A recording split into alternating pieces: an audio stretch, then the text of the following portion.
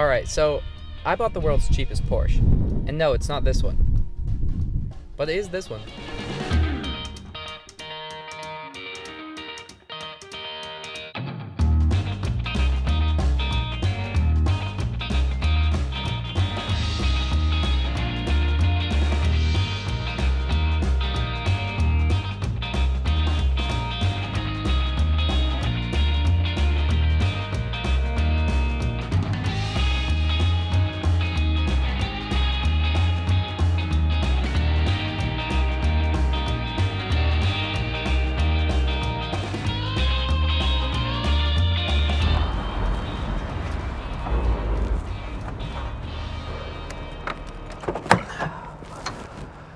Here we have my, wait, I didn't hit record.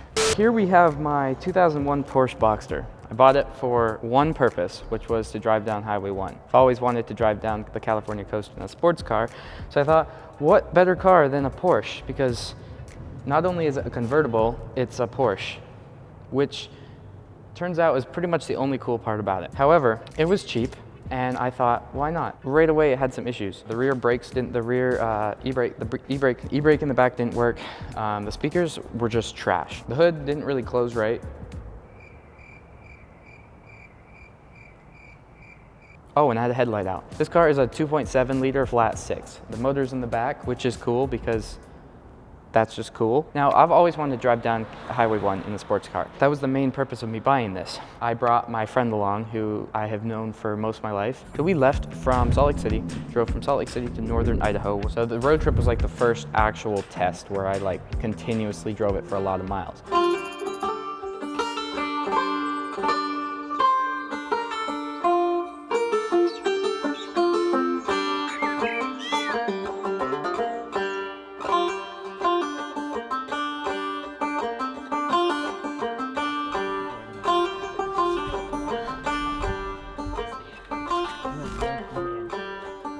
This is our first stop, kind of.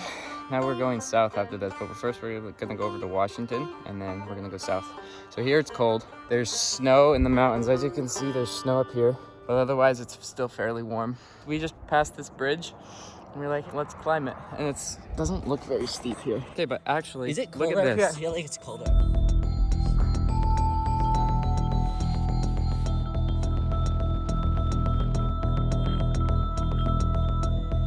The next day we left and we drove straight to Cannon Beach, Oregon. We get there, it's raining. At this point, we've been driving for like 12 hours in the rain and we're over it. Look at the surf. Go. Due to our poor time planning, it's dark, it's cold, it's raining, which the raining and cold part isn't really our fault, but we could have planned better and got here when it was light at least. Yeah, this kind of sucks. It's shitty planning on your part. I had nothing to do with it. But look at the nice rock.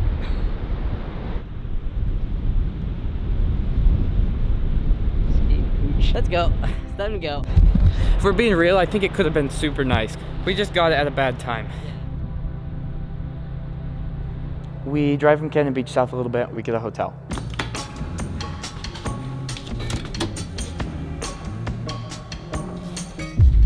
Okay, let's see.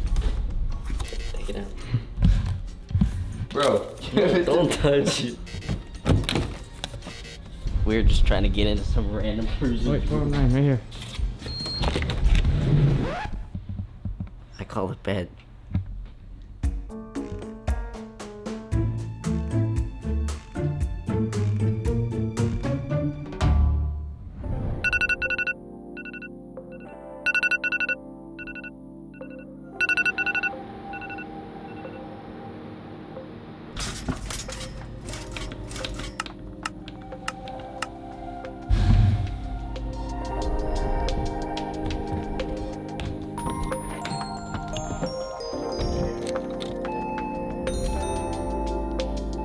So where did we just stop? By the hotel.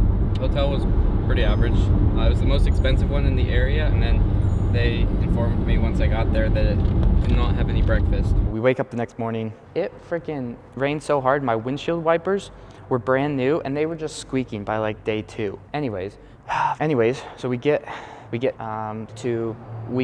into, so then the next place we stopped was Natural Bridges, which is also in Oregon.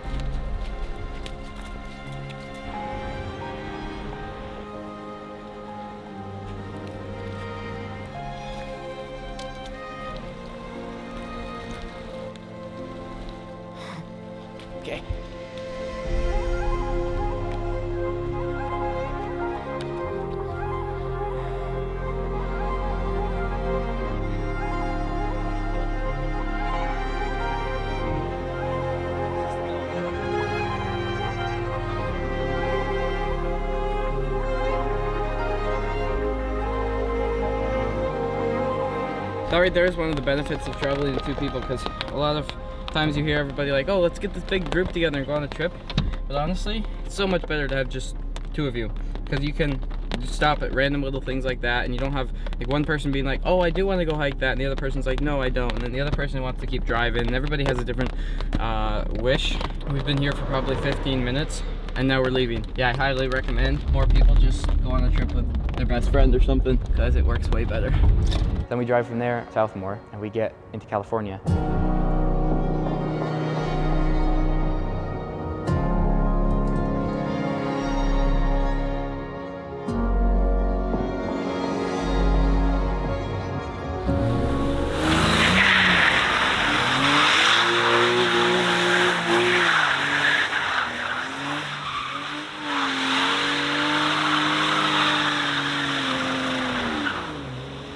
I thought you were gonna take out the stop sign.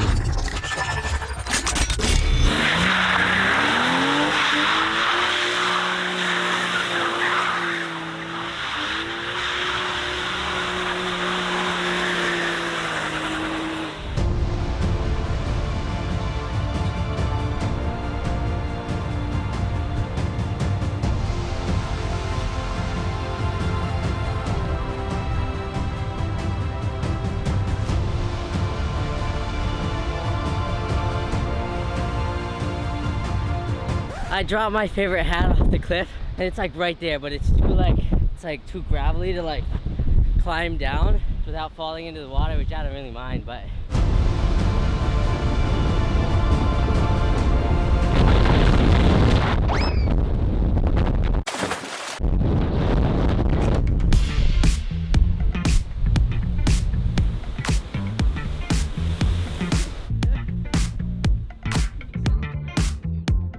we go through the redwoods, which was super cool. It was rainy, it was foggy, but we didn't stop because it was raining.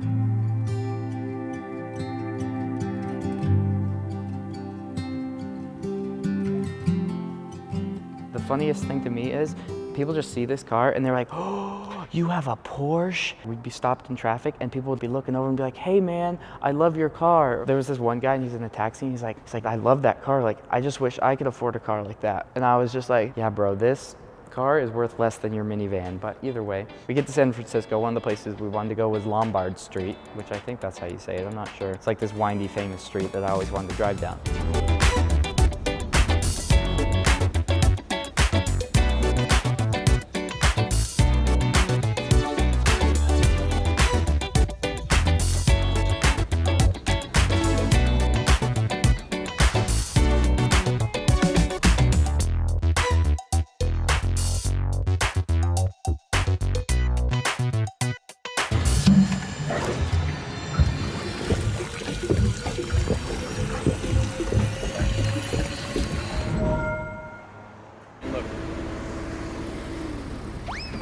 I had zero expectation on to actually get that. So by now it's the 5th night of the trip and we are 3 hours north of LA. This is the one part of the trip I didn't really film. However, this part of the trip was great because the rain let up finally, just as we were getting close to LA. So I would say that was the best part of the trip. This car honestly did so well. At this point, I was pretty confident in the car's abilities, handled everything perfectly. So all in all, it was a good trip. The car did great. It never had any issues of any sort. I had a great time with my best friend doing something I'd always wanted to do. This is where it gets exciting. I get back to Salt Lake. I was like, well, I'm gonna keep it for a little while. So one night I had this grand idea where I was like, I'm gonna go to the Salt Flats. The car doesn't really have that much power and I had never drifted it, and the Salt Flats are actually more grippy than you'd think. I was just like doing some pretty gentle drifts. I started hearing this odd like ticking noise and I was like, oh no, that's not good. There's this heat shield on the back of the motor that had always rattled a bit, and so I was like, this is just probably that. Well, it wasn't that, and then I really started hearing the noise and it got really loud and I made it probably 500 yards. It just shut off and somehow it starts. I don't know why it starts or why I started it, and I drove it a little farther. It was just the knocking was so loud, it was painful.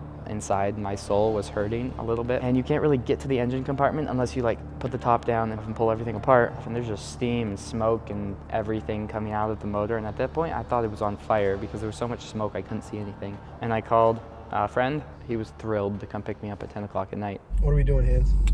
Well, Nate just called me, said, what does it mean when you start your car and it's knocking. FBI, open up! Does that mean I blew the motor up? Yep, Nate, that's exactly what that means. He's like an hour and a half that way. So now Eric and I, 7 o'clock, but it feels like midnight because of daylight savings, get to go rescue him and then make fun of him for the hour and a half drive home. That's my plan, at least. He's like, I wasn't doing very many donuts. I'm like, I know how you drive. You're doing plenty of donuts. What do you think he's doing right now? I guarantee he's on KSL right now trying to find a motor for a early 80s Porsche or whatever he drives.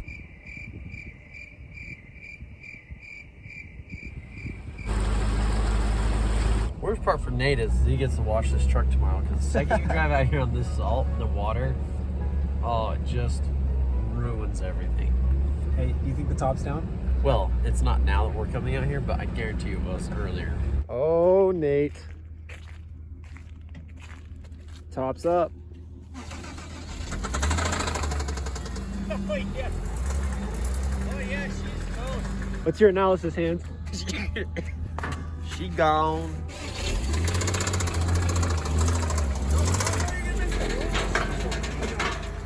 Just, yeah.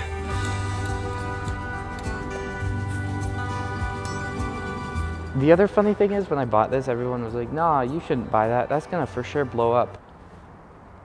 Even though it's a cheap Porsche and it wasn't anything special, it's done great. I've driven it like a go-kart from the day I bought it, and besides the motor blowing up, of course, it's done really well. When I got this, everyone's like, that's so impractical. So we're gonna prove that, yes, sure, it's just a two-seater.